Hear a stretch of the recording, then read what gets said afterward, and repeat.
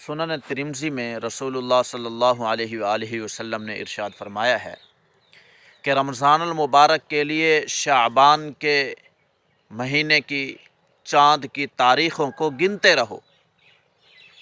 یعنی مقصد یہ ہے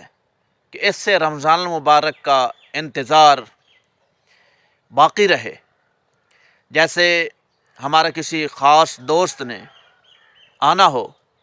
اور اس نے کوئی تاریخ ہمیں مقرر کر دی ہو کہ میں فلاں تاریخ کو آؤں گا، تو ہم اس کے لیے دن گن گن کر رکھتے ہیں، اتنے دن باقی ہیں، اتنے دنوں کے بعد ہمارا دوست ہمارے ہاں پہنچ جائے گا۔ تو رمضان المبارک کو بھی ہم اسی انداز کے ساتھ اختیار کریں اور اسی انداز کے ساتھ اس کا انتظار کریں، اور یہ آپ صلی اللہ علیہ وآلہ وسلم کا حکم ہے، اور اس حکم کو پورا کر کے ہم آپ صلی اللہ علیہ وآلہ وسلم کی دعاؤں کا ثمر